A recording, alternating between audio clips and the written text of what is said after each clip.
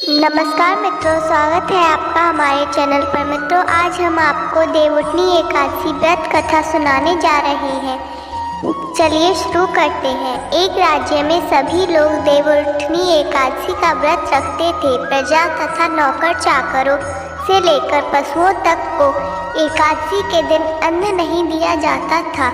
एक दिन किसी दूसरे राज्य का एक व्यक्ति राजा के पास आकर बोला, महाराज, कृपया करके मुझे नौकरी पर रख ले। तब राजा ने उसके सामने एक शर्त रखी कि ठीक है, रख लेते हैं, किंतु रोज तो तुम्हें खाने को सब कुछ मिलेगा, पर एकादशी को अन्न नहीं मिलेगा। उस व्यक्ति ने उस समय हाँ कर दी। पर एकादशी के दिन जब उसे फलाहार का सामान दिया गया तो वह राजा के सामने जाकर गिड़गिड़ाने लगा, महाराज, इससे मेरा पेट नहीं भरेगा, मैं भूखा ही मर जाऊंगा, मुझे अन्न दे दो। राजा ने उसे शर्त की बात याद दिलाई, पर वह अन्न छोड़ने को राजी नहीं हुआ। तब राजा ने उसे आटा, दाल, चावल आदि दिए। वह नित्य की तरह नदी पर पहुंचा और स्नान कर भोजन पकाने लगा।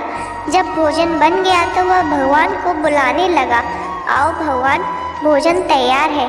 उसके बुलाने पर पीताम्बर धारण किए भगवान चतुर्भुज रूप में आ पहुँचे और प्रेम से उसके साथ भोजन करने लगे। भोजन करके भगवान अंतर्ध्यान हो गए और वह अपने काम पर चला गया। 15 दिन बाद अगली एकादशी को वह राजा से कहने लगा कि महाराज, मुझे 2 गुना सामान दीजिएगा। उस दिन तो मैं भूखा ही रह गया। राजा ने कारण पूछा तो उसने बताया कि हमारे साथ भगवान भी खाते हैं, इसलिए हम दोनों के लिए ये सामान पूरा नहीं होता। यह सुनकर राजा को बड़ा आश्चर्य हुआ। वह बोला, मैं नहीं मान सकता कि भगवान तुम्हारे साथ खाते हैं। मैं तो इतना व्रत रखता हूँ, पूजा करता हूँ, पर भगवान ने मुझे कभी दर्शन नहीं दिए। राजा की बात सुनकर वह बोला, महाराज, यदि विश्वास न हो तो साथ चलकर देख ले। राजा एक पेड़ के पीछे छिपकर बैठ गया। उस व्यक्ति ने भोजन बनाया तथा भगवान को शाम तक पुकारता रहा, परंतु भगवान न आए। अंत में उसने कहा, हे भगवान, यदि आप नहीं आए तो मैं नदी में कूदकर प्राण त्याग दूंगा। भगवान नहीं आए। तब वह प्राण त्यागने के लिए नदी की तरफ आगे बढ़ा। प्राण त्यागने का उसका दृढ़ इरादा जान शीघ्र ही भगवान ने प्रकट होकर उसे रोक लिया और साथ बैठकर भोजन करने लगे। खा पीकर वे उसे अपने विमान में बिठाकर अपने धाम ले गए। यह देख राजा ने सोचा कि व्रत उपवास से जब तक कोई फायदा नहीं होता जब तक मन शुद्ध न हो। इससे राजा को ज्ञान मिला। वह भी मन से व्रत उपवास करने लगा और अंत में स्वर्ग को प्राप्त हुआ। मित्रों, ये थी देवउठनी एकादशी की पहली कथा। चलिए अब दूसरी कथा शुरू करते हैं। एक समय में एक राजा था। उसके राज्य में प्रजा सुखी थी। एकादशी को कोई भी अन्न नहीं बेचता था, सभी फलाहार करते थे। एक बार भगवान ने राजा की परीक्षा लेनी चाहिए। भगवान ने एक सुंदरी का रूप धारण किया तथा सड़क पर बैठ गए। तभी राजा उधर से निकला और सुंदरी को देख चकित रह गया। उसने पूछा, हे सुंदरी, तुम कौन हो और इस तरह यहाँ क्यों बैठी हो? तब सुंदरी स्त्री बने बैठे भगवान ने कहा कि मैं निराश्रिता हूँ, नगर में मेरा कोई जान पहचान नहीं है, किससे सहायता मांगूं? राजा उसके रूप पर मोहित हो गया था। वह बोला, तुम मेरे महल में चलकर मेरी रानी बनकर रहो।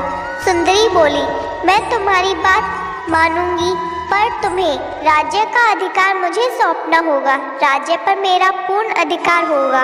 मैं जो भी बनाऊंगी तुम्हें खाना होगा। राजा उसके रूप पर मोहित था, अतः उसने उसकी सभी शर्तें स्वीकार कर ली। अगले दिन एकादशी थी। रानी ने हुक्म दिया कि बाजारों में अन्य दिनों की तरह अन्न बेचा जाए। उसने घर में मांस, मछली आदि पकवाए तथा परोसकर राजा के खाने के लिए कहा। यह देखकर राजा बोला, रानी, आज एकादशी है, मैं तो केवल फलाहार ही करूँगा। तब रानी ने शर्त की याद दिलाई और बोली, या तो खाना खाओ, नहीं तो मैं बड़े राजकुमार का सिर काट लूँगी।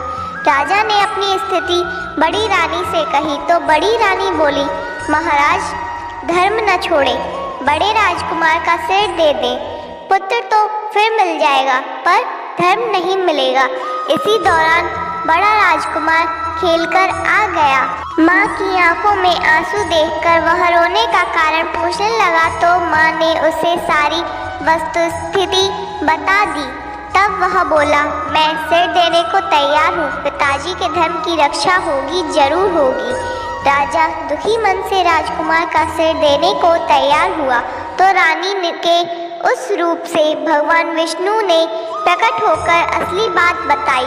राजन, तुम इस कठिन परीक्षा में पास हुए। भगवान ने प्रसन्न मन से राजा से वर मांगने को कहा तो राजा बोला, आपका दिया सब कुछ है, हमारा उद्धार करें। उसी समय वहाँ एक विमान उतरा।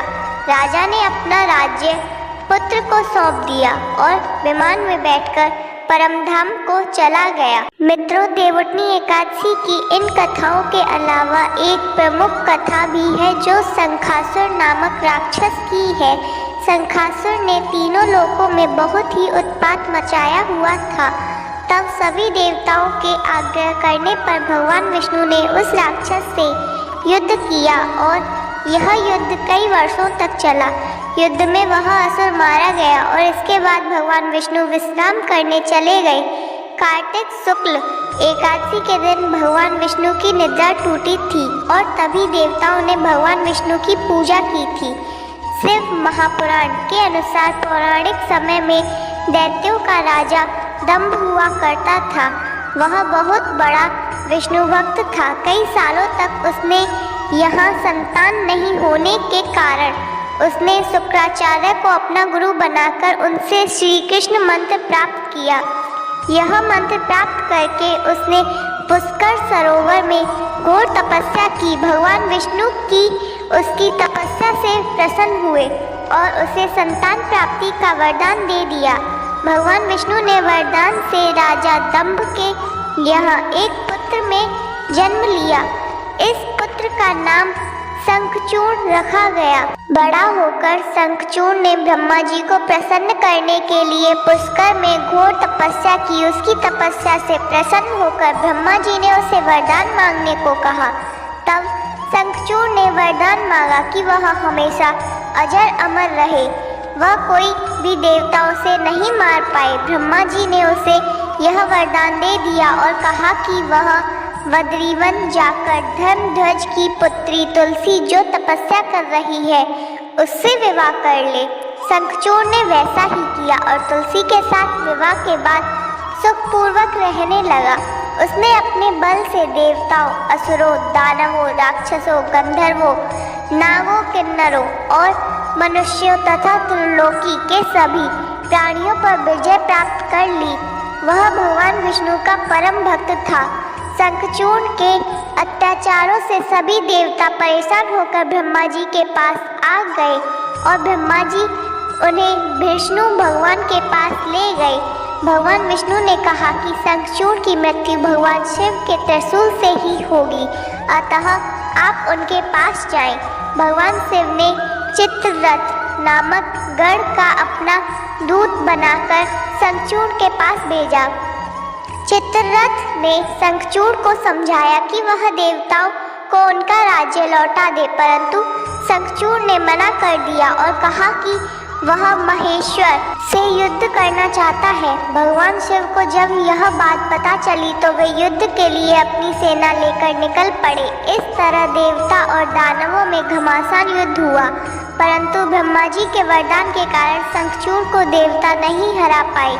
भगवान शिव ने शंखचूर्ण का वध करने के लिए जैसे ही अपना त्रिशूल उठाया तभी आकाशवाणी हुई कि जब तक शंखचूर्ण के हाथ में श्री हरि का कवच है और इसकी पत्नी का सतीत्व अखंडित है तब तक इसका वध असंभव है। आकाशवाणी सुनकर भगवान विष्णु वृद्ध ब्राह्मण का रूप धारण कर शंखचूर्ण के पास गए और उससे श्री हरि कवच दान में मांग लिया। शंखचूर्ण ने वह कवच बिना किसी संकोच के दान कर दिया। इसके बाद भगवान विष्णु शंखचूर्ण का रूप बनाकर तुलसी के पास गए। शंखचूड़ रूपी भगवान विष्णु ने तुलसी के महल के द्वार पर जाकर अपनी विजय होने की सूचना दी। यह सुनकर तुलसी बहुत प्रसन्न हुई और पति रूप में आए भगवान का पूजन किया, वह रमण किया। ऐसा करते ही तुलसी का सतीत्व खंडित हो गया और भगवान शिव ने युद्ध में अपने त्रिशूल से शंखचूड़ का वध कर दिया। तब तुलसी को पता चला कि वे उनके पति नहीं हैं, बल्कि वे तो भगवान विष्णु हैं। क्रोध में आकर तुलसी ने कहा कि आपने छल पूर्वक मेरा धर्म भ्रष्ट किया है और मेरे पति को मार डाला, अतः मैं आपको श्राप देती हूँ कि आप पाषाण होकर धरती पर रहें। तब भगवान विष्णु ने कहा कि देवी, तुम मेरे लिए भारतवर्ष में रहकर बहुत दिनों तक तपस्या कर चुकी हो। तुम्हारा यह शरीर नदी रूप में बदलकर गंडकी नामक नदी के रूप में प्रसिद्ध होगा। तुम पुष्पों में श्रेष्ठ तुलसी का वृक्ष बन जाओगी और सदा मेरे साथ रहोगी। तुम्हारे श्राप को सत्य करने के लिए मैं पाषाण मतलब शालिग्राम बनकर रहूँगा। गंडकी नदी के तट पर मेरा वास होगा। देव प्रबोधिनी नामक एकादशी के दिन भगवान शालिग्राम व तुलसी का विवाह संपन्न कर मांगलिक कार्यों का प्रारंभ किया जाता है। हिंदू धर्म मान्यताओं के अनुसार इस दिन तुलसी शालिग्राम विवाह करने के अपार पुण्य प्राप्त होते हैं। तो मित्रों, यह देवउठनी एकादशी की प्रमुख कथा थी। आपको हमारी कथा कैसी लगी कमेंट में ज़रूर बताएं और वीडियो अच्छी लगी हो तो दिल से एक लाइक अवश्य करें और ऐसी ही वीडियो देखने के लिए हमारे चैनल को सब्सक्राइब कर बेल आइकन दबा दें। धन्यवाद।